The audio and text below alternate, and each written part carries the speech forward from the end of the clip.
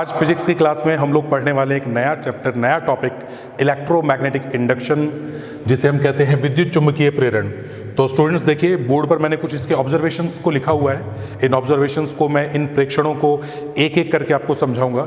देखिए, कुछ Henry experiment भी रहे, कुछ फैराडे जी के एक्सपेरिमेंट रहे, कुछ अलग अलग ऑब्जर्वेशंस रहे। मैंने सबको इकट्ठा करके एक साथ लिखा है और इसे बहुत ही आसान और व्यवस्थित तरीके से आपको समझाने की कोशिश की है स्टूडेंट्स। तो बिल्कुल आप देखिए ऑब्जर्वेशन नंबर 1। तो पहले मैं बता देता हूं कि मैं क्या क्या चीज़ें यहाँ पे लिखी हैं मैंने और उन चीज़ों का क्या मतलब है। आप ये जो बच्चों क्रॉस का निशान देख रहे हैं, आप भली भांति परिचित होंगे। ये इनवर्ड मैग्नेटिक फील्ड को दर्शा रहा है, यानी कि चुंबकीय क्षेत्र जो बोर्ड के तल के अंदर की ओर है।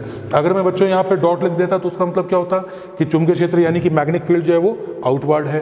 क्रॉस का मतलब क्या है कि मैग्नेटिक फील्ड जो है वो इनवर्ड है, यानी कि चुंबकीय क्षेत्र मैग्नेटिक फील्ड अंदर की ओर जा रहा है और उसमें एक कॉइल पड़ी है। आप इसे एक रिंग बोल सकते हैं आर रेडियस की, एक चालक वलय बोल सकते हैं, ये इसके अंदर रखी हुई है। और हमने कुछ एक्सपेरिमेंट्स किए, कुछ ऑब्जर्वेशन किए और हमने देखा कि कब इसमें धारा प्रवाहित होती है, कब धारा प्रवाहित नहीं होती, क्या क्या केसेस रहते हैं। तो फर्स्ट केस में हमने क्या किया, when B is changed, B का मतलब है चुंबकीय क्षेत्र।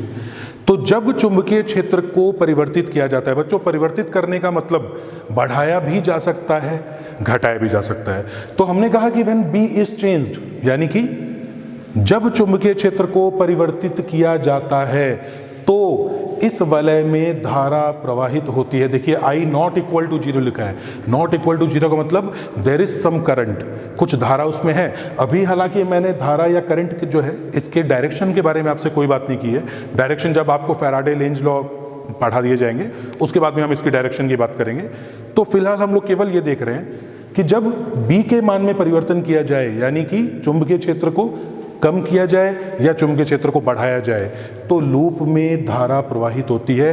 There is some current in the loop, this current is called induced current. ठीक है, फिर ये देखा जाता है कि ये जो धारा प्रवाहित हो रही है इस लूप के अंदर, ये केवल तब तक प्रवाहित होती है जब तक आप B के मान में परिवर्तन करते रहते हैं। अगर आप B के मान को बढ़ा रहे हैं तो लगातार बढ़ाते रहें, घटा रहे हैं उसको, कम कर रहे हैं तो लगातार कम करते रहें। जहां पर आपने B को कांस्टेंट किया, यानी कि परिवर्तन करना बंद किया, जहां आपने परिवर्तन करना बंद किया वहीं पर धारा वापस से शून्य हो जाएगी। Current will be equal to 0। इसका मतलब ये हुआ कि B को चेंज करेंगे, चुंबकीय क्षेत्र जो है, जो इसके साथ जुड़ा हुआ है, इसके साथ संबद्ध है, यानी कि magnetic field associated with this coil, जब वो चेंज होगा तो देयर विल बी करंट, और करंट केवल तब तक रहेगा जब तक कि चेंज होता रहेगा। ये हमारी फर्स्ट ऑब्जर्वेशन थी। फिर हमने कुछ और ऑब्जर्वेशन की। एक्चुअली हमने नहीं, वो साइंटिस्ट ने की थी, हमने उसको कंपाइल कर दिया। तो सेकेंड ऑब्जर्वेशन में स्टूडेंट्स हमने ये दिखाने की कोशिश की है कि when radius of the loop is changed, या मैं और आसान भाषा में आपसे कहूं तो मैंने कहा कि हमने इसका एरिया यानी कि क्षेत्रफल को कम कर दिया। अब क्षेत्रफल कम करने के लिए क्या किया हमने, इसकी त्रिज्या को बढ़ाया या त्रिज्या को कम किया। त्रिज्या बढ़ाएंगे तो एरिया बढ़ जाएगा, त्रिज्या कम करेंगे एरिया कम हो जाएगा। तो जब इसकी रेडियस को बदला गया, चेंज किया गया, या इसके क्षेत्रफल को बढ़ाया या घटाया गया, तब हमने देखा कि वापस से करंट नॉट इक्वल टू 0, मतलब उसमें पुनः विद्युत धारा में मिली। और वो जो विद्युत धारा, वो जो करंट है, वो केवल तब तक मिला जब तक आपने इसके एरिया को परिवर्तित किया, यानी जब तक इसके क्षेत्रफल में परिवर्तन होता रहा। परिवर्तन से हमारा क्या मतलब हुआ बच्चों, या तो क्षेत्रफल बढ़ाते रहे या क्षेत्रफल घटाते रहे। अगर किसी जगह पर आपने क्षेत्रफल को नियत कर दिया, कांस्टेंट कर दिया, यानी कि परिवर्तन खत्म, तो विद्युत धारा भी खत्म, करंट विल बी 0। तो ये हमारा दूसरा ऑब्जर्वेशन था। आप देखेंगे एक चीज ध्यान से कि इसमें B का मान जो है वो सेम है, यानी कि देखिए फर्स्ट ऑब्जर्वेशन में चुंबकीय क्षेत्र का मान जो है उसको बदला गया था, लेकिन वहां पर क्षेत्रफल या रेडियस की अगर मैं बात करूं तो वो कांस्टेंट थी। सेकंड ऑब्जर्वेशन में रेडियस या एरिया को बदला गया है, लेकिन मैग्नेटिक फील्ड के मान में कोई परिवर्तन नहीं किया गया। हमने वही रिजल्ट देखा, करंट इसमें भी फ्लो हुआ था, करंट इसमें भी फ्लो हुआ, और तब तक फ्लो हुआ जब तक कि आप चेंज करते रहे। चेंज खत्म, करंट खत्म। यानी कि अब बच्चों यहाँ तक हम ये समझ पाए हैं कि जो विद्युत धारा प्रवाहित हो रही है, या जिसे मैं प्रेरित धारा कह रहा हूं, प्रेरित धारा या इंड्यूस करंट कह रहा हूं, वो केवल तब तक रहेगा जब तक कि परिवर्तन होता रहे। अगर परिवर्तन नहीं होगा विद्युत धारा भी नहीं होगी। फिर एक और एक्सपेरिमेंट किया गया। वो जो एक्सपेरिमेंट था उसमें ये किया कि अगर जो रिंग है, रिंग समझिए, रिंग मेरे पास है और ये इस प्रकार है, अगर ये जो रिंग है साइकिल के टायर की तरह, इसको चुंबकीय क्षेत्र में यूं घुमाया जाए, इस तरह से, जैसे साइकिल के टायर को घुमाते हैं ना बच्चों, यूं करके, तो वो अगर इस तरह से घुमाया जाए, इस तरह से इसको हम घुमाएं, तो हमने देखा कि धारा प्रवाहित नहीं हुई। समझ रहे बच्चों कैसे घुमाया गया? आपके सामने टायर यूं पड़ा है और वो यूं घूम रहा है, ठीक है, वो यूं घूम रहा है, तो हमने देखा कि कोई करंट फ्लो नहीं हुआ, कोई करंट फ्लो नहीं हुआ। आप देखिएगा इसमें न तो बी के मान में परिवर्तन किया, न ए के मान में परिवर्तन किया, केवल उसको घुमाया ओमेगा कोणीय वेग से, इस प्रकार से, ठीक है। हमने देखा कि कोई धारा प्रवाहित नहीं हुई। हमने फिर एक और ऑब्जर्वेशन किया, एक और ऑब्जर्वेशन देखा इसमें। वो ऑब्जर्वेशन ये था कि इस बार भी बी के मान को बदला नहीं गया। बी यानी कि चुंबकीय क्षेत्र, चुंबकीय क्षेत्र को भी नियत रखा गया, यानी मैग्नेटिक फील्ड भी कांस्टेंट, क्षेत्रफल एरिया भी कांस्टेंट। इस बार घुमाने का तरीका बदल दिया। जिस टायर को बच्चों हम लोग पहले ऐसे घुमा रहे थे, उस टायर को अब हम लोग ऐसे घुमा रहे हैं, इस तरह से, जिस तरह से 1 रुपए कॉइन को यूं पकड़ के यूं घुमाते हैं ना ऊपर से लट्टू की तरह। देखो यूं पकड़ा और यूं घुमाया। शुरुआत में पहले कैसे घुमाया था? यूं। अब हम इसको यूं घुमा रहे हैं, और जैसे ही इस प्रकार घुमाया गया, अगेन हमें रिजल्ट मिला, there was some induced current in this coil, यानी कि इस लूप में पुनः धारा प्रवाहित हुई, और वो धारा केवल तब तक प्रवाहित हुई जब तक आप उसको घुमाते रहे। जैसे ही आपने घुमाना बंद किया, आपने कहीं पे भी इसको रख दिया लेकिन बस घुमाना बंद कर दिया, तुरंत विद्युत धारा 0 हो गई। यानी यहां पे भी हमने एक चीज समझी कि जब तक आप परिवर्तन करते रहे, जब तक उस क्रिया को दोहराते रहे, लगातार करते रहे, तब तक धारा प्रवाहित हुई, और धारा जैसे ही आपने उसको कांस्टेंट किया या उस प्रक्रिया को रोका, करंट हमेशा अगेन 0 हो गया। तो इसका मतलब अगर इन सब चीज़ों को हम लोग एक साथ समझने की कोशिश करें, तो वास्तव में हमने इन सभी ऑब्जर्वेशन में क्या क्या चीज़ों को बदला है स्टूडेंट्स? सोचिए, फर्स्ट ऑब्जर्वेशन में क्या बदला था, फिर सेकंड में क्या बदला, थर्ड ऑब्जर्वेशन में क्या बदला, फोर्थ में क्या बदला। फर्स्ट में बदला गया था चुंबकीय क्षेत्र, सेकंड में फिर क्या बदला? क्षेत्रफल, एरिया। थर्ड में न तो हमने बी को बदला था न ए को बदला। फोर्थ में अगर हम बात करें, देखिए बी कांस्टेंट था, ए कांस्टेंट था, लेकिन बी और ए के बीच का एंगल बदल रहा था। Theta between B and A was changing. समझ पा रहे हैं? इसका मतलब ये कि यदि परिपथ पूर्ण है तो उससे संबद्ध या तो चुंबकीय क्षेत्र का मान बदला जाए, या उसका क्षेत्रफल बदला जाए, जो लूप है उसका क्षेत्रफल बदला जाए, या फिर बी तथा ए के मध्य के एंगल को, कोण को बदला जाए। अगर इन तीन चीजों को हम बदल रहे हैं तो धारा प्रवाहित हो रही है, अदरवाइज धारा प्रवाहित नहीं हो रही। बच्चों, मैं वापस से आपका ध्यान ले जाना चाहूंगा इस थर्ड वाले ऑब्जर्वेशन पे। देखिए बच्चों, न तो यहां पर बी को बदला गया, जो चुंबकीय क्षेत्र है वो बी का मान भी क्या है? कांस्टेंट, नियत। न हमने यहां पे क्षेत्रफल को बदला, ए का मान भी कांस्टेंट। जैसे ही हमने वलय को घुमाया, तो वलय को घुमाने से अगर आप ध्यान से देखें तो बी और ए के बीच में एंगल भी नहीं बदला। आप सोचिए, बी की डायरेक्शन क्या है? अंदर की ओर। उसमें लूप जो है वो यूं पड़ा हुआ है। आप लोगों ने एरिया वेक्टर का कॉन्सेप्ट पढ़ा होगा, नहीं तो मैं आपको शॉर्टकट में बता देता हूं कि देखिए बच्चों, अगर ये लूप है तो एरिया वेक्टर, क्षेत्रफल सदिश, हमेशा सतह से लंबवत बाहर की ओर होता है। तो इसका जो एरिया वेक्टर है, अगर आप देखिए, आप 2D और 3D बॉडी में अलग अलग आपको समझना पड़ेगा, ठीक है। अगर मैं एक प्लेट की बात करूं तो एरिया वेक्टर ये ऊपर भी माना जाएगा, क्षेत्रफल सदिश, एरिया वेक्टर नीचे भी माना जाएगा। लेकिन जैसे ही इसको मैं क्लोज्ड बॉडी बना दूं, मान लीजिए कि इस कमरे की मैं बात करूं, तो इस कमरे के लिए जो छत है, छत पर क्षेत्रफल सदिश होगा ऊपर की ओर, एरिया वेक्टर नीचे की ओर नहीं होगा। इस वाली दीवार पर एरिया वेक्टर इस साइड में होगा। ठीक उसी तरह जो लूप मैं आपको दिखा रहा हूं, इस लूप के लंबवत परपेंडिकुलर जो क्षेत्रफल सदिश है, या तो वो इस तरफ होगा या वो इस तरफ होगा। अब आप बताइए, जो बी की डायरेक्शन है, चुंबकीय क्षेत्र की दिशा, वो तो ये है। आप मान लीजिए जिस क्षेत्रफल सदिश की बात कर रहे हैं वो इसी तरफ है, या आप मान लीजिए कि उसी तरफ है, कोई दिक्कत वाली बात नहीं। अगर मैं वलय को यूं घुमा रहा हूं तो वलय के यूं घूमने से, बच्चों एक बात बताइए, अगर वलय यूं घूम रहा है तो भी उसका क्षेत्रफल सदिश तो यूं ही रहेगा ना। आप मान के चलिए कि ये साइकिल का टायर और कोई चीज यूं बाहर है, आप उसको यूं घुमा रहे हैं तो वो जब घूमेगा तो उसकी डायरेक्शन तो यही रहेगी, ठीक है, क्षेत्रफल सदिश की डायरेक्शन यही है। तो क्या बी और ए के बीच में एंगल बदला? इसमें नहीं बदला, इसीलिए इसमें धारा प्रवाहित नहीं हुई। लेकिन जैसे ही आपने साइकिल के टायर को, आपने इस लूप को यूं घुमाया, तो यूं घुमाते बच्चों समझिए एरिया वेक्टर यूं है, आपने यूं घुमाया तो ये साथ में ये भी घूम गया। तो देखिए जैसे ही क्षेत्रफल सदिश घूमा तो बी और ए के बीच में एंगल बदल गया, और एंगल बदलने के कारण इसमें धारा प्रवाहित हुई। अगर इन सब का निष्कर्ष देखा जाए तो बी में परिवर्तन, ए में परिवर्तन, बी और ए के बीच के कोण में परिवर्तन। क्या समझ पा रहे हैं बच्चों, मैं आपसे चुंबकीय फ्लक्स की बात कर रहा हूं? बिल्कुल। अगर आप इस टॉपिक तक पहुंचे, इस टॉपिक को पढ़ रहे हैं, तो जरूर बच्चों आपने कभी विद्युत फ्लक्स भी पढ़ा होगा। ठीक वही चीज हम लोग पढ़ने वाले हैं, बस मैं ई को बी बना रहा हूं, यानी कि विद्युत क्षेत्र जो लाइनें हैं, विद्युत क्षेत्र रेखाएं हैं, अब मैं आपसे चुंबकीय क्षेत्र रेखाओं की बात करूंगा। हम कंपाइल कर रहे हैं चुंबकीय फ्लक्स। अब मैं एक लाइन में आपको ये पूरी बात बता देता हूं कि यदि किसी बंद परिपथ या बंद कुंडली कॉइल से संबद्ध चुंबकीय फ्लक्स के मान में परिवर्तन होता है तो उसमें प्रेरित विद्युत वाहक बल उत्पन्न होता है, जिससे प्रेरित धारा उत्पन्न होती है। और ये केवल तब तक होगा जब तक कि परिवर्तन हो रहा है। क्योंकि बच्चों ये भी आपके दिमाग में बात आएगी कि अगर मैं इस सर्किट को या इस लूप को बीच में से तोड़ दूं, अगर मैं इसको बीच में से तोड़ दूं, क्या तब भी धारा प्रवाहित होगी? नहीं बच्चों, धारा प्रवाहित नहीं होगी, there will be no current. क्यों? क्योंकि जैसे ही मैंने बीच में से इसको तोड़ा, जो सर्किट है वो कंप्लीट हो गया कि इनकम्प्लीट हो गया? सर्किट हो गया इनकम्प्लीट।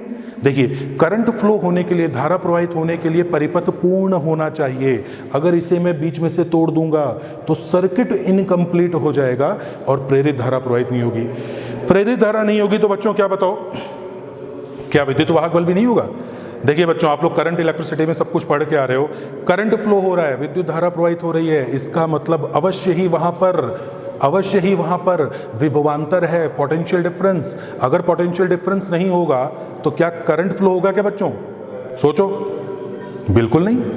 अगर करंट फ्लो हो रहा है तो पोटेंशियल डिफरेंस भी है, तो पोटेंशियल डिफरेंस उसी को तो हम लोग कह रहे हैं यहां पर वोल्ट, विद्युत वाहक बल। यानी कि अगर सर्किट को बीच में से तोड़ दिया जाए और फिर से कुंडली से संबद्ध चुंबकीय फ्लक्स के मान में परिवर्तन हो, अर्थात उससे संबद्ध चुंबकीय क्षेत्र के मान में परिवर्तन हो, लूप के क्षेत्रफल सदिश के मान में परिवर्तन हो, या बी व ए के बीच में एंगल में परिवर्तन हो, तो प्रेरित विद्युत वाहक बल अवश्य आएगा। इंड्यूस्ड ईएमएफ जो है वो श्योरिटी से आएगा, मगर प्रेरित धारा बच्चों केवल तब आएगी जब सर्किट कंप्लीट हो। अगर इन डायग्राम में से किसी भी एक में से मैं सर्किट को इनकम्प्लीट कर दूं, करंट फ्लो नहीं होगा। तो ये कुछ बेसिक सी बातें आपको मैं बताई। अब हम देखते हैं चुंबकीय फ्लक्स के बारे में पढ़ते हैं। मैग्नेटिक फ्लक्स पढ़ेंगे बच्चों, जैसे आपने इलेक्ट्रिक फ्लक्स पढ़ा है ठीक उसी प्रकार से हम मैग्नेटिक फ्लक्स पढ़ेंगे। कुछ न्यूमेरिकल्स मैंने आपके लिए यहाँ पे सॉल्व किए हैं, कुछ अच्छे क्वेश्चंस देखे हैं, और बिल्कुल जो कॉन्सेप्ट है आपका मैग्नेटिक फ्लक्स का पूरा सही हो जाएगा। चलिए बात करते हैं मैग्नेटिक फ्लक्स की। सबसे पहली बात आती है बच्चों डेफिनेशन। तो बच्चों देखो, डेफिनेशन के बारे में अगर मैं आपसे बात करूं तो विद्युत फ्लक्स की डेफिनेशन आपने सबने पढ़ी होगी, आपको पढ़ाया गया होगा, और आप लोगों ने पढ़ा है कि विद्युत क्षेत्र रेखाओं की संख्या जो किसी क्षेत्र में से पारित हो रही है उसे विद्युत फ्लक्स कहते हैं।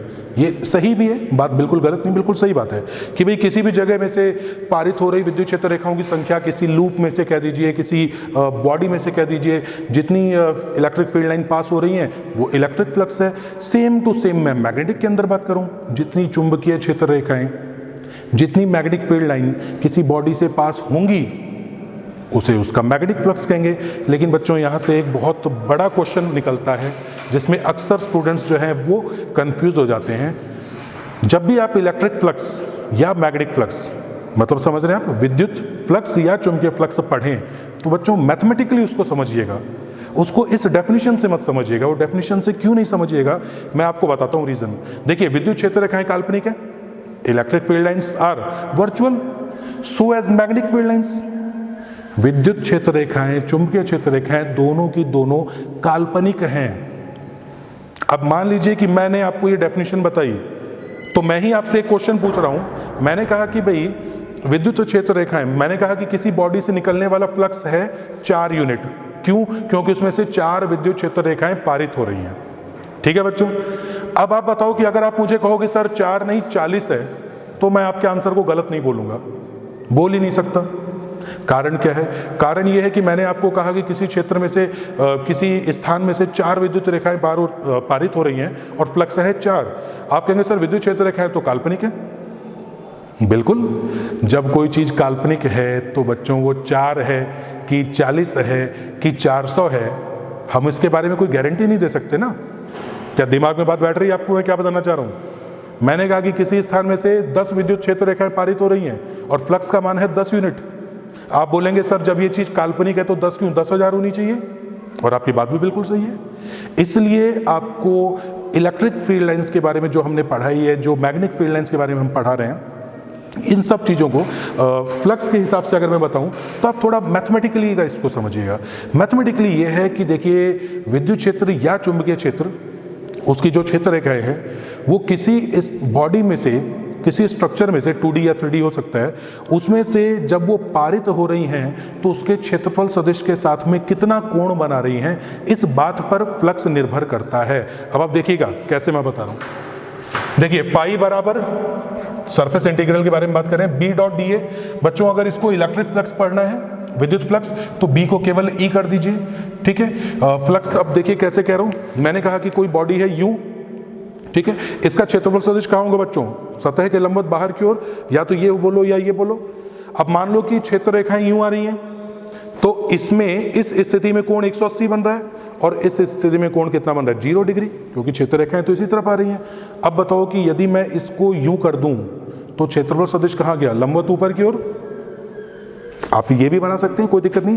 क्षेत्रफल सदिश यूं आ गया, लेकिन जो क्षेत्र है वो तो अभी यूं ही आ रहा है, चाहे ये से विद्युत क्षेत्र रेखाएं समझिए, चाहे चुंबकीय क्षेत्र रेखाएं समझिए।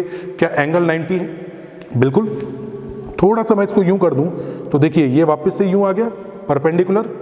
क्षेत्र रेखाएं देखिए, अब कुछ एंगल जो है वो ये बन गया, अब एंगल 90 बन गया, अब 180 बन गया।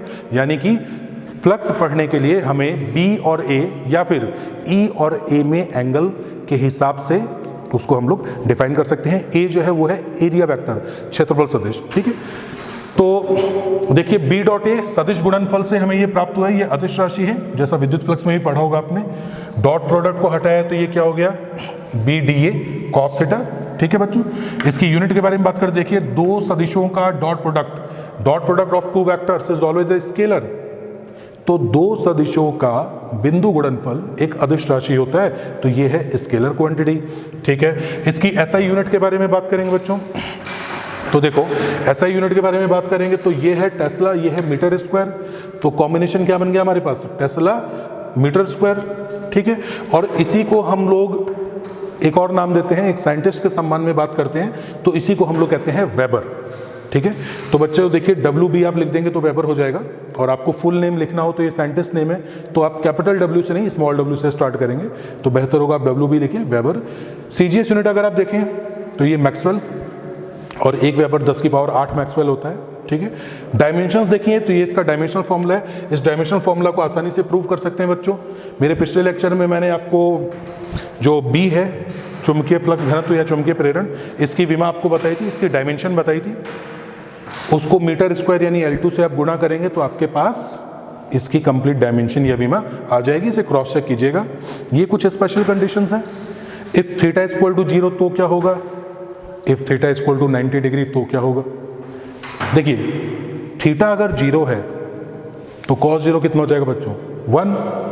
तो phi is equal to B into A, क्योंकि देखिए बी आ जाएगा बाहर, डी ए का जो समाकलन है इंटीग्रेशन है वो जाएगा ए, तो phi will be equal to B ए।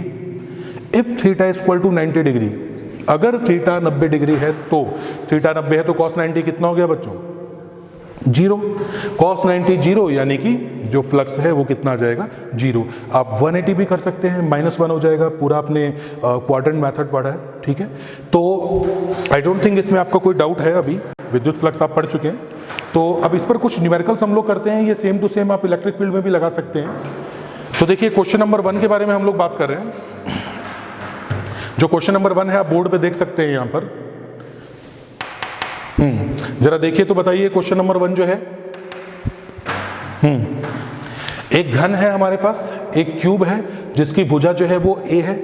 इस घन को यहाँ पे रखा है और आपसे फ्लक्स, परिणामी फ्लक्स पूछा गया है और आपको जो चुंबकीय क्षेत्र का मान है, जो मैग्नेटिक फील्ड की वैल्यू है वो दी है B = B not I cap.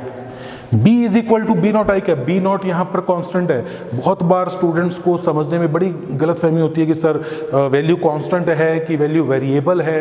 बच्चों ध्यान से देखिए, मैं कह रहा हूँ B नॉट कांस्टेंट है, उसके बाद में आई कैप क्या है? आई कैप है डायरेक्शन। आप समझिए, जो क्यूब है, जो डब्बा है वो यूं है, इधर x है, ऊपर y है, इस साइड में z है। तो देखिए, यानी कि चुंबकीय क्षेत्र रेखाएं तो यूं आ रही हैं इस प्रकार, ठीक है। अब आप बताइए बच्चों कि मेरे पास जो क्यूब है, जो डब्बा है, अगर मैं आपके सामने लाने की कोशिश करूं तो स्टूडेंट्स, मेरे पास हाथ में एक डब्बा है, आप इसे क्यूबिकल शेप में मानिए। क्यूबिकल शेप में क्यों कह रहा हूँ? देखिए, मान लीजिए कि ये जो डिस्टेंस है, ये डिस्टेंस है, ये बिल्कुल बराबर है, एकदम पूरा एक क्यूब है। अब इस डब्बे को मैंने रखा है मान लीजिए इस तरह से, और इस तरफ से विद्युत क्षेत्र रेखाएं या चुंबकीय क्षेत्र रेखाएं जो है वो आ रही हैं। बार बार मैं बच्चों आपसे विद्युत क्षेत्र रेखाएं और चुंबकीय क्षेत्र रेखाएं दोनों की बात कर रहा हूं, क्योंकि इलेक्ट्रिक फ्लक्स यानी कि विद्युत फ्लक्स और चुंबकीय फ्लक्स, मैग्नेटिक फ्लक्स, ये बिल्कुल सेम है। बस फर्क इतना है कि जब मैं विद्युत क्षेत्र रेखाएं बोलूं तो विद्युत की बात हो रही है, जब चुंबकीय क्षेत्र रेखाएं बोलूं तो चुंबकीय क्षेत्र की बात हो रही है। तो कॉन्सेप्ट बिल्कुल सेम है। अब मान लीजिए कि जिस भी क्षेत्र को आप पढ़ रहे हो, चाहे आप इलेक्ट्रिक फील्ड पढ़ रहे हो, चाहे आप मैग्नेटिक फील्ड पढ़ रहे हो, वो जो है वो उस क्षेत्र रेखाएं, फील्ड लाइन्स यूं आ रही हैं, इस तरफ आ रही हैं। अब बच्चों एक बात बताओ, वो क्षेत्र रेखाएं इस पर टकराएंगी? बिल्कुल। इससे टकराने के बाद में जब वो बाहर निकलेंगी तो इस वाली सतह से यूं बाहर निकलेंगी। क्या इस वाली सतह पे कोई इफेक्ट पड़ेगा? नहीं पड़ेगा बच्चों, वो रेखाएं यूं पास हो जाएंगी। आप समझिए, इस वाले क्षेत्र की बात करूं, इसका क्षेत्रफल सदिश एरिया वेक्टर का होगा, ऊपर होगा ना। और अगर मैं आपसे जिस क्षेत्र की बात कर रहा हूं उसकी डायरेक्शन यूं है, तो जरा बताइए क्या 90 एंगल बन रहा है कि नहीं बन रहा है? ठीक है। और cos 90 कितना होता है बच्चों? 0। इसका मतलब कि अगर क्यूबिकल शेप की बॉडी की भी बात करूं तो क्षेत्र रेखाएं जिस चीज से एनकाउंटर करेंगी, जिस सतह से एनकाउंटर करेंगी, वो तो स्क्वायर ही मिलेगा। अभी जो मेरे हाथ में जो बॉक्स है वो स्क्वायर नहीं है, वो अपने पास एक रेक्टेंगल है, आयताकार है। तो आप मानिए कि जैसे ही क्षेत्र रेखाएं गुजरेंगी तो उसको तो इसी क्षेत्र से गुजरना है, एंटर होना है, और बाहर निकलना है तो इस क्षेत्र से निकलना है। इसका मतलब कि उसको अगर मैं घनाकार बॉडी दिखा दूं और क्षेत्र रेखाएं यूं आ रही हैं तो उसे केवल वर्गाकार महसूस होगी, क्योंकि वो केवल दो ही पृष्ठों से, एक से एंटर होगा और दूसरे से निकलेगा। तो परिणामी फ्लक्स कैसे निकालेंगे? Resultant flux phi incoming plus phi outgoing. देखिए बच्चों, इनकमिंग आउटगोइंग की जगह आप एंटरिंग और लीविंग भी बोल सकते हैं, एक ही बात है, कोई दिक्कत नहीं है। जितनी क्षेत्र रेखाएं अंदर जा रही हैं वो जोड़िए, प्लस जितनी बाहर जा रही हैं। देखिए प्लस का निशान होगा, माइनस का निशान उसे मत लगाइएगा। माइनस अगर आपको न्यूमेरिकल्स में याद आ रहा हो कि कई जगह पे आपने माइनस पढ़ा है, वो इसलिए पढ़ा है क्योंकि वहाँ पे cos 180 बनता है, जिसे मैं आपको एग्जाम्पल से समझाऊंगा। तो देखिए फर्स्ट एग्जाम्पल पे हम लोग बात कर रहे हैं, ये डायग्राम आपको क्लियर होगा बिल्कुल। देखिए एक क्यूब है हमारे पास, आपको 3D डायग्राम बना के समझाने की कोशिश की गई है। उस क्यूब को एक स्थान पे रखा गया है और फ्रेम ऑफ रेफरेंस मैंने XYZ आपको बनाया। वहां से मैंने बताया कि ये जो फर्स्ट पॉइंट है, ये जो पॉइंट है जहां पे इसको रखा गया है वो है A0, यानी कि x एक्सिस पर A है, y एक्सिस पर 0 है। और दूसरा जो पॉइंट है, इसकी जो लोकेशन है, इसके जो कोऑर्डिनेट्स हैं वो है 2A0, इसके निर्देशांक है 2A0, यानी यहां से 2A और y एक्सिस पर जो है वो है 0। तो आप देख सकते हैं ये 2A है, ये A है, तो डिफरेंस क्या? A, ठीक है। A भुजा का ये घन है।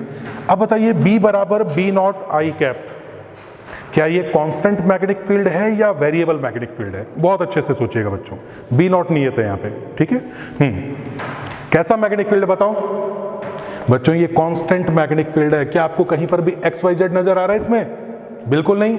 B नॉट है हमारे पास नियत, और आई कैप केवल उसकी डायरेक्शन को बता रहा है, यानी कि अगर ये आई कैप डायरेक्शन है, देखो बच्चों ये एक्स है, ऊपर वाई है और आपकी तरफ जेड है, और जब भी एक्स वाई जेड मानना हो तो हमेशा ध्यान रखो X cross Y must be equal to Z, Y cross Z must be equal to X और Z cross X must be equal to Y. अगर ये जो कंडीशन है फॉलो हो रही हो तभी आप एक्स वाई जेड भली भांति मान सकते हैं। अब देखिए क्षेत्र रेखाएं जो है, चुंबकीय क्षेत्र रेखाएं वो यूं आ रही हैं, ठीक है, और यहां से एंटर होंगी, यहां से निकलेंगी। तो जरा बताओ कि अगर मैं कहूं कि इस पॉइंट पर क्षेत्रफल सदिश की डायरेक्शन क्या होगी? इस तरफ होगी ना बच्चों, बाहर की ओर, आउटवर्ड, ठीक।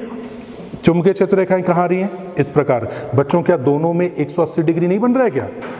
जो क्षेत्रफल सदिश है उसकी डायरेक्शन बाहर की ओर ये है, तो बच्चों ये माइनस आई कैप हो गया ना।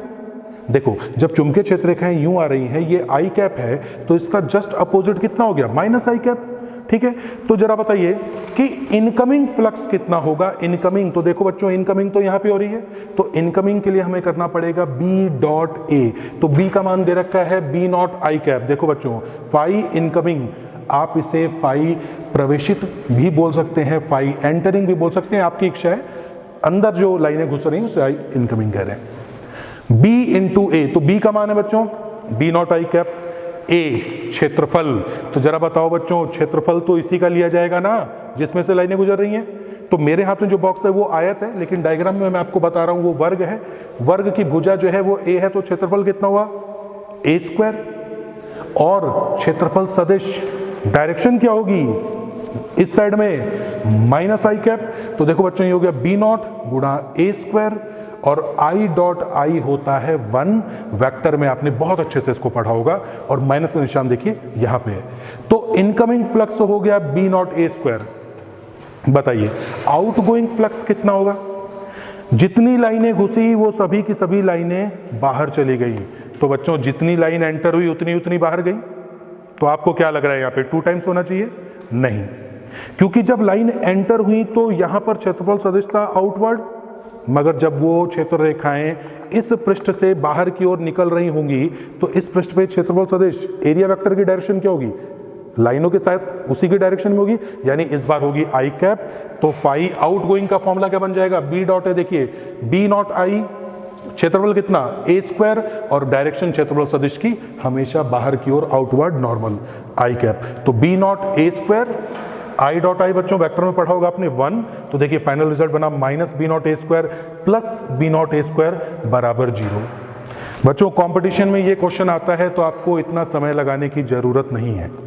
आप केवल ये देखिए कि जो चुंबकीय क्षेत्र है वो कांस्टेंट है या वेरिएबल है। देखो बच्चों चुंबकीय क्षेत्र तो कांस्टेंट है, मैग्नेटिक फील्ड इज कांस्टेंट। तो कांस्टेंट मैग्नेटिक फील्ड है, सिमेट्रिक बॉडी, जितनी लाइनें घुस रही हैं उतनी लाइनें बाहर जा रही हैं। आपको ऐसे क्वेश्चन को तो देख के टिक करना है 0। Phi entering equal to phi leaving, जितनी लाइनें घुस रही हैं उतनी लाइनें बाहर जा रही हैं, ठीक है। उन क्वेश्चंस को सॉल्व कीजिए जहां पर मैग्नेटिक फील्ड वेरिएबल आ जाए, या आप आंसर में श्योर नहीं है तो वहां पर आप समय दीजिए, आप क्वेश्चन को सॉल्व कीजिए। ऐसे क्वेश्चन को चुटकी में सॉल्व करना है, तुरंत 0, ठीक है। आपको समझाने के लिए सॉल्यूशन बनाया। थोड़ा सा इस क्वेश्चन को ट्रिकी बनाते हैं। Question number 2। क्वेश्चन नंबर 2 बच्चों ये है कि यदि क्वेश्चन नंबर 1 में जो मैग्नेटिक फील्ड आपको दिया है, चुंबकीय क्षेत्र की जो समीकरण आपको दी गई है, अगर वो समीकरण हो जाए B बराबर B naught x I cap. देखो बच्चों ये था B बराबर बी नॉट आई कैप, ये है B बराबर B naught x I cap. अब x के आने से क्या फर्क पड़ गया बताओ जरा? x आया है ना बच्चों, y और z तो नहीं आया। इसका मतलब ये है कि जो चुंबकीय क्षेत्र है वो अब x पर डिपेंड कर रहा है, ठीक है। Magnetic field is depending on x, मतलब अब ये कांस्टेंट मैग्नेटिक फील्ड नहीं है बच्चों। अगर x 0 होगा तो b भी 0 होगा, अगर x बढ़ेगा तो b बढ़ेगा, x घटेगा b घटेगा। समझ गए? अब यहाँ पर चुंबकीय क्षेत्र मैग्नेटिक फील्ड कांस्टेंट नहीं है। अब इस क्वेश्चन को करते समय आपको बहुत सावधानी से करना है। देखिए बहुत ज़्यादा चेंज नहीं आएगा, एरिया वेक्टर का कॉन्सेप्ट वही रहेगा। तो मैंने इस बार आई कैप वगैरह नहीं लिखा है, एडजस्ट कर दिया, आप समझ जाएंगे। मेन जो प्रॉब्लम है वो देखिए क्या है, जो आपको प्रॉब्लम आ सकती है। B naught x at the time of incoming, जब देखो इसकी लोकेशन जो है और इसकी लोकेशन जो क्या वो सेम है क्या? नहीं। Frame of reference, coordination, coordinate point, बच्चों ये a है, ये 2a है, तो इनकमिंग में x, इस पॉइंट पर x की वैल्यू कितनी है? a, लेकिन बाहर निकलते समय अब x की वैल्यू कितनी है? 2a। तो यानी इनकमिंग के टाइम पर b नॉट a, जो कि इसकी देखिए x की वैल्यू को मैं रख दिया है a, क्षेत्रफल सदिश वही रहेगा, a स्क्वायर रहेगा, डायरेक्शन माइनस में आएगी, तो मैंने डायरेक्ट यहाँ पे माइनस लगा दिया, ये हो गया minus B naught A cube. और जैसे ही वो लाइनें बाहर जाएंगी, अब बताओ जरा यहाँ पर अब x की वैल्यू कितनी है? 2a, तो इक्वेशन बनेगी b बराबर बी नॉट और x की जगह पे लिखा जाएगा 2a। 2a और क्षेत्रफल कितना रहेगा? वो तो a स्क्वायर ही रहेगा, और इस बार i cap i dot i1, देखिए ध्यान से क्या हो गया? Minus B naught A cube. Incoming तो इतना है बट आउटगोइंग कितना है? 2a cube B not. तो देखिए फाइनल रिजल्ट कितना आया? B naught A cube. बहुत अच्छे से समझना बच्चों, पिछले क्वेश्चन में जीरो था, इस क्वेश्चन में जीरो नहीं है, क्योंकि पिछले क्वेश्चन में मैग्नेटिक फील्ड कांस्टेंट था, इसमें मैग्नेटिक फील्ड वेरिएबल है। एक तीसरा बहुत अच्छा क्वेश्चन लिखा हुआ है बोर्ड पे बच्चों, बहुत शानदार क्वेश्चन है, क्योंकि इसमें इंटीग्रेशन भी करना पड़ेगा आपको, और ये ऐसा क्वेश्चन है जिसे जल्दबाजी में बहुत सारे स्टूडेंट्स गलत करते हैं, और ये ऐसा क्वेश्चन आपको इलेक्ट्रिक फ्लक्स में भी मिल सकता है। ठीक है, क्वेश्चन को देखिए बच्चों, क्या है क्वेश्चन? आपके सामने एक वर्गाकार आकृति रखी है, ठीक है, आपको मैंने कहा कि इसमें से मैग्नेटिक फील्ड की जो है उसकी जो वैल्यू वो है B is equal to B naught X K cap, B is equal to B naught X K cap. समझो x भी है, k कैप भी है, मतलब बताएंगे बच्चों क्या होगा इसमें? समझो, कोशिश करो, क्या इक्वेशन है? b बराबर बी नॉट एक्स, यानी x पे डिपेंड कर रहा है, मगर डायरेक्शन क्या है? डायरेक्शन है k कैप। k कैप समझो बच्चों, ये हो रहा है हमारे पास x, ऊपर हो गया y, और बाहर की ओर हो रहा है z, z यानी कि k, तो ये x है, ये y है, सामने है z, यानी मैग्नेटिक फील्ड की डायरेक्शन तो z है k कैप की तरफ, लेकिन वो मैग्नेटिक फील्ड बढ़ किधर रहा है? x की तरफ। समझो इसको बच्चों, बात को क्या कहना चाह रहा हूं, देखो ये x है, ऊपर की ओर y है, और सामने क्या है? z, यानी k कैप। b बराबर बी नॉट एक्स, यानी b का मान तो x की तरफ बढ़ेगा, x जीरो तो b जीरो, x का मान यूं बढ़ेगा तो b का मान भी बढ़ेगा, मगर डायरेक्शन क्या है? डायरेक्शन है k कैप, यानी विद्युत जो चुंबकीय क्षेत्र रेखाएं हैं वो यूं नहीं है बच्चों, चुंबकीय क्षेत्र रेखाओं की दिशा आपकी तरफ है यूं, तो आप कहेंगे सर डायरेक्शन ये है तो बढ़ कैसे रहा है? बढ़ ऐसे रहा है कि जब मूल बिंदु पे बात करें तो जीरो है, जैसे जैसे x का मान बढ़ रहा है वैसे वैसे चुंबकीय क्षेत्र रेखाओं का घनत्व बढ़ रहा है। आप समझिए, मान लीजिए कि यहाँ से सामने मैं तीर चला रहा हूँ, और तीर इस हिसाब से चल रहे हैं कि यहाँ पे एक तीर चला, फिर थोड़ा आगे जाके दूसरा तीर, तीसरा तीर उससे थोड़ा नज़दीक हो गया, चौथा और नज़दीक हो गया, पांचवा और नज़दीक हो गया, यानी कि इस तरफ देखिए सभी तीरों की डायरेक्शन तो उस तरफ है, लेकिन यहाँ पर उसकी जो उसका घनत्व है, डेंसिटी जो है वो कम है, यानी एक तीर, फिर दूसरा तीर, फिर तीसरा, लेकिन इस तरफ दूसरे तीसरे में गैप कम है, फिर तीसरे चौथे में गैप और कम है, चौथे पांचवें में गैप और कम है, यानी उस डायरेक्शन में, यानी मैं ये कहूँ कि अगर सामने कोई किसी पे मैं निशाना लगा रहा हूँ और उसके बचने के तरीके को मुझे देखना है, चांस को देखना है, तो जितना वो x बढ़ने की तरफ सामने होगा उतना उसको तीर लगने की संभावना ज़्यादा है। क्यों? क्योंकि गुच्छे में तीर चलाए जा रहे हैं, और जितना वो इस तरफ आएगा x के जीरो होने की तरफ, उतना ही तीर की संख्या कम हो रही है या डेंसिटी कम हो रही है। क्लियर हो रहा है क्वेश्चन आपको?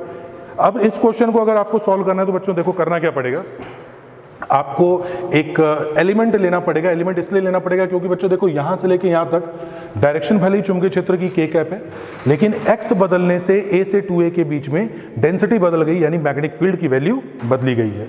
तो हम क्या करेंगे, यहाँ पे एक स्मॉल एलिमेंट लिया, उस एलिमेंट में ये डिस्टेंस तो बच्चों a ही रहेगी, और ये कितनी हो जाएगी? dx। तो जरा बताओ तो क्षेत्रफल सदिश क्या होगा बच्चों? क्षेत्रफल सदिश होगा a dx। लेकिन अगर प्लेट यूं रखी है सामने तो क्षेत्रफल सदिश की डायरेक्शन क्या होगी बच्चों? बाहर की ओर, यानी कि k कैप। तो देखो इस स्ट्रिप का क्षेत्रफल कितना हुआ? ये a है, ये dx है, तो a dx हो गया, और डायरेक्शन आई k कैप। तो देखो ये तो हो गया एरिया वेक्टर। अच्छा, मैग्नेटिक फील्ड, तो मैग्नेटिक फील्ड आपको दे रखा है क्वेश्चन में। अब हमें निकालना है फ्लक्स। तो बच्चों फ्लक्स कहाँ से कहाँ तक के बीच में निकालना है? हमें निकालना है a से 2a के बीच में। तो हम a से 2a के बीच में इंटीग्रेशन कर देंगे, integration b dot D A. तो देखो b नॉट कांस्टेंट है, बाहर आ गया, a कांस्टेंट है, बाहर आ गया, दोनों को देखो गुणा किया था, तो बच्चों देखो x dx तो अंदर रहेगा, वेरिएबल है, इसका इंटीग्रेशन करेंगे तो x का क्या हो जाएगा समाकलन, एक्स स्क्वायर बाई 2। तो देखिए बटे वाला 2 जो है वो आ गया बाहर, एक्स स्क्वायर में अब हमें रखनी है लिमिट, तो जब हम लिमिट पुट करेंगे तो 2a रखोगे x की जगह, तो बच्चों 2a का स्क्वायर कितना हो जाएगा 4a square, upper limit minus lower limit.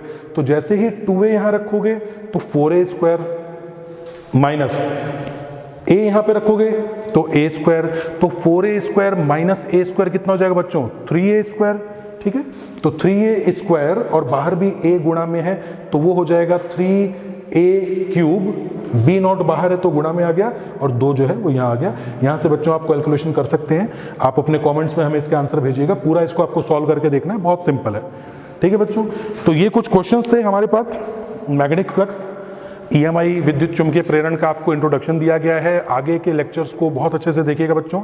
इस लेक्चर में हमने आपको इंट्रोडक्शन दिया है, मैग्नेटिक फ्लक्स से कुछ पॉइंट बताए हैं, और यहाँ पर अभी मैग्नेटिक फ्लक्स जो मैंने आपको बताया है, अगर आप मैग्नेटिक फील्ड लाइंस चुंबकीय क्षेत्र रेखाओं को विद्युत क्षेत्र रेखाओं में परिवर्तित कर दें तो भी क्वेश्चंस बिल्कुल ऐसे ही बनने वाले हैं। इसी कॉन्सेप्ट से क्वेश्चन सॉल्व होना चाहिए। एरिया वेक्टर क्षेत्रफल सदिश आपको पूरा क्लियर होना चाहिए कि कैसे वो क्वेश्चंस उसके बनाए जाते हैं, कैसे उसकी हम डायरेक्शन चेक करते हैं, और भी बहुत सारे क्वेश्चन आपको लेक्चर्स में देखने को मिलेंगे। तो बच्चों प्लीज़ लाइक शेयर सब्सक्राइब और हमारे चैनल के साथ जुड़े रहिए। Thank you.